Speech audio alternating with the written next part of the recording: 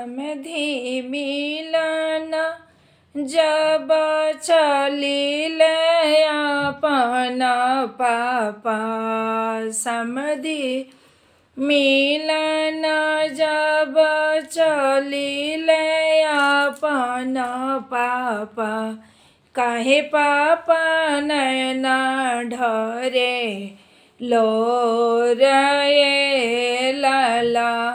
काहे पापा नैना ढरे लोरये पापा। किया रउराये पापा खेत बेचवनी। किया रउराये पापा खेत बेचवनी हो। किया राउर सरविस छोड़वनी ए पापा। किया राउर सरविस छोड़वनी ए पापा। नहीं मोराये बेटी खेत बेचवलू हो। नहीं मोरा ए बेटी खेत बेचवलू हो।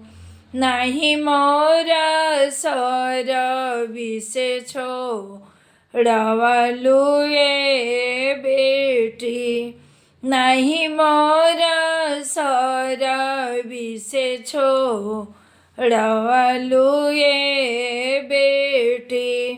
बड़ा रे जतन बेटी तोहारा के पोसनी हो।